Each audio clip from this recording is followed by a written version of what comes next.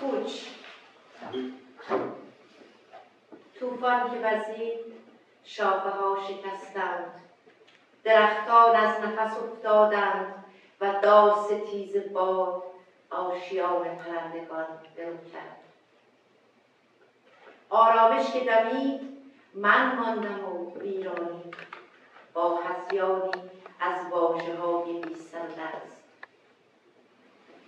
آرامش که دمید شادی از زمین کوچ کرده بود.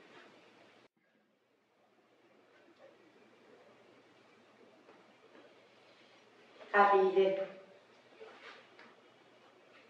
چون لکه ای درشت و سیاه در گوشه ای ز دهکده جهان، آوازش به پلیدی است قدکشان. قبیله ای ز کاروان‌های خرد جا مانده و در گل و لای مرداب‌های پیر وامانده، که در آن دمادم صادر می شود فرمان ایست زیبایی. لچک وحشت بر سر جوانی کشند یک تازان رسوایی. شادی سیلی می خورد پیاپی و عشق در سحرگاهانی هراس زده تیرباران می شود. در گوشه ای ز دهکده جهان آوازش به پلیدی است قدکشان. قبیله ای که بوی مرگ می دهد.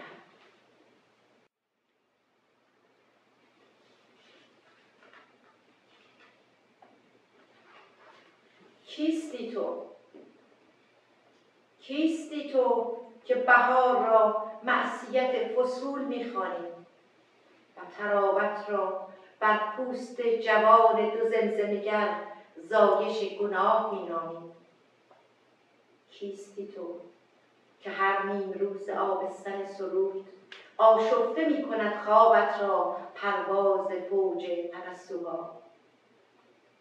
کیستی تو که ز هر آواز می‌ترسی، از اوج عاشقانه هر پرواز می‌ترسی؟ کیستی تو که عشق را دمادم کمر به کشتن بستی؟ از تبار کدامین قبیله‌ای که این چنین نفست بوی مرداب می‌دهد و ردای پوسیده‌ات یادآور قرون سیاه؟ کیستی تو بدنام‌ترین بدنامان؟ چه زشت رو شده ای؟ نه شبت همان شبی است که بی هراس و بی تردید بتوان به خواب تن بخشید. نه روزت همان روزی است که با تلنگر صبح هر دریچه بسته بخندد جهان شود زیبا. چه زشت رو شده ای سرزمین من؟ در تکاپوی خنجر زنگالود وحشت پرندگان کلام پرپر زنان و می‌دود چکان چکانه خون بر دست و دامن دقیقه‌های پریشان. در امتداد غروبی هراسناک ایستادم، در گشادگی آغوش پنجره‌ام به تاریکی با دست لرزه‌ای که مبادا شب مخوف ریزد چو سیل خروشان به خانه‌ام. بادبادک شهروند سرگردانیم، بادبادکی رشته گسیخته، گاه در فرود پاکوب خشم باد، گاه در فراز تا کاخ آفتاب. چیزی به شب نمانده است کودک روزگار، در کوچه های کدام محله می‌گردی بازی گوش؟ کی مهار خواهی کرد این رشته به دست خویش؟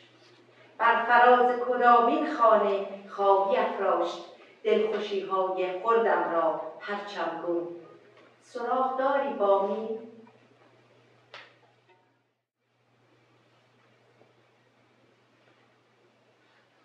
ای کاش در پاسخ دیوانگی‌های دیوانه‌ای به نام روژه گارودی یک اسلام شناس فرانسویه که در واقع تمام هولوکاست و جنایات نازی‌ها رو اینا رو همه رو انکار کرده و بدتر از اون احمدی نژاد هم خیلی یکی از دوستداران این فرد دیوانه بود.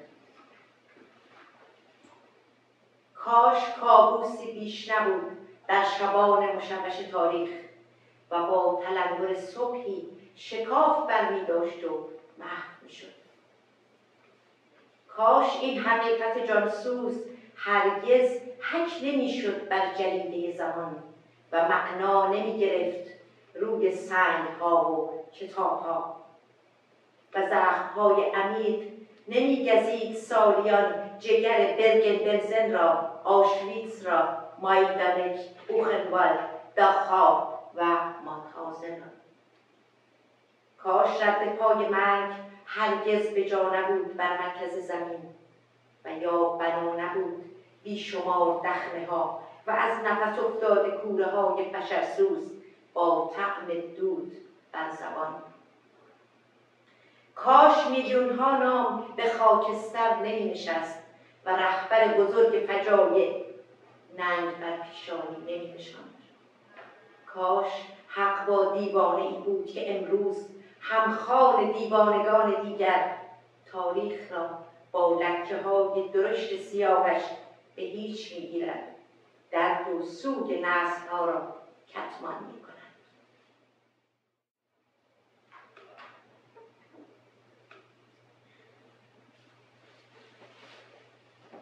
در کجای زمین ایستاده ای؟ درد من از نبود نان نیست در سفره همار خالیم. من و گونه های زندگی شب و روز با تازیانه سیلی گرم و سرخ می شویم در خانه ای که میهمان ناخوانده‌ام. درد من از لمس ترک های تازه است بر کوتاه سقف دالان رابطه ها. همسایه من، تو شبها مهربانیت را پشت دری بسته قفل میزنی و با تصویر آلبوم پدر بزرگی چکمه پوش به خواب میروی. همسایه من، تو روزها در پاگرد پله ها از تبسم و درود میگریزی و مدام نگرانی زوال نژاد برتر را. درد من از کمسویی نگاه توست و این چشمان بیروح آبی که فراتر از دیوارهای خانه را نمی‌بینند، نمی‌خواهند که ببینند. درد من نامهربانی دستهای توست که پس میزند هر دستی را که همرنگ پوست تو نیست. درد من از دشنامی است که بر دهان داری برای هر صدایی که به زبان تو نیست در رنگین کمان خیابان‌های پرآبر. درد من از تنهایی نیست که در گذرگاه‌های دهکده جهان دیریست پرچم مهر برافراشتم و دلم با نبض 5 خانه می‌تپد. همسایه من، درد من از کوچکی دنیای توست. هیچ فکر کرده ای در کجای زمین ایستاده ای؟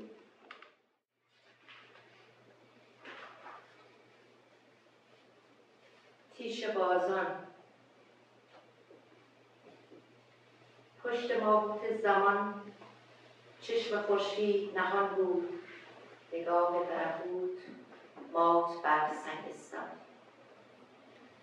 فوج مردان تجاوز پیشه همه بیگانه روح جنگل، دشمن نور، دشمن سرسبزی، فاتح و مست رسیدند که اتراق کنند، خیمه بردار کنند. نفس روز گرفت از غباری که وزید تیره چون کین آلوده به سم. پیکر بوته خوردی پس سنگی لرزید.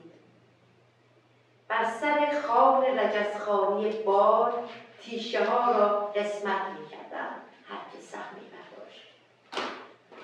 دستهاشان گرم کارند هنوز، هم صدا می خوانند تیشه بازان همگی دشمن ریشه من، بوته سبز من اندیشه من، ذات حوایی من را بدخواهی دیرینه.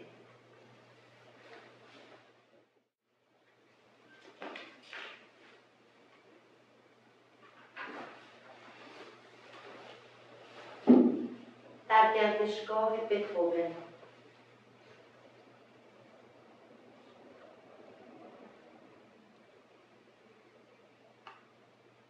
بتهوون فقط یک اپرا ساخت به نام اوورتور که حالا توی این شعر بهش اشاره میشه. در دو سو تاکستان، خوشه در خوشه و کار و گذرگاه معطر ز شمیم نفس خاطره ها. سایه‌وار بتهوون پشت سرم، بی آنکه شنودن بتواند لختی آوای قدم‌هایم را گام میزد بر راه. و نسیمی آرام بوسه میزد بر دستانش. سایه نزدیک شد، آمد به کنارم ایستاد، گویی میخواست با سرانگشت نوازشگر خویش بر سیه گیسویم بنوازد نوت آشفته تنهایی و تقدیرم را. پیش رو شهر زلال و آرام همچون یک برکه آب، بر فراز سر من پوشش خاکستری پهنه ابر، زیر پا راهی نرم که صمیمانه مرا می‌برد به مهمانی خاک. خواستم تا نفسی تازه کنم، ایستادم، سایه با من ایستاد، سر فرود آوردم، او نیز. به زمین بوسه زدیم، دست بردیم به خاک، مشتی از آن را با رغبت بوییدیم، بوی نمناکی باران میداد.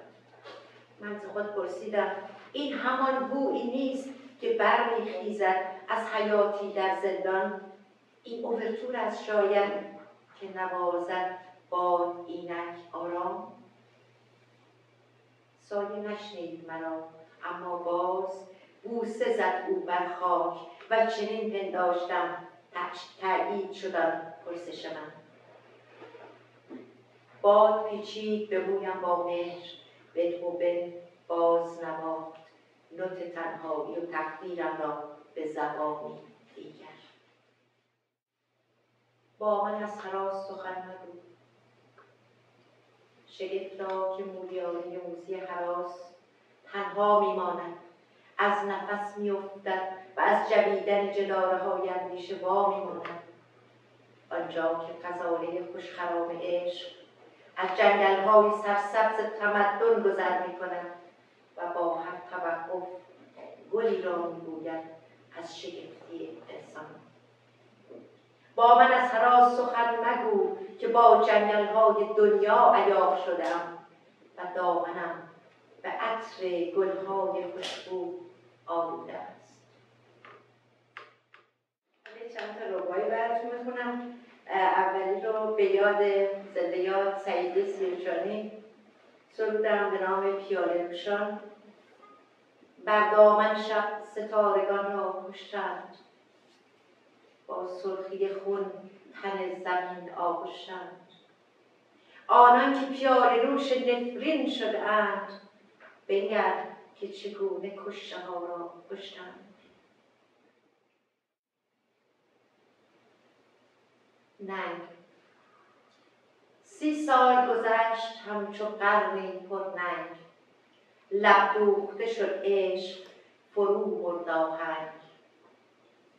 نسلی ز می خاطره نوشید خموش، نسل دگری جام تهی بر سر سنگ.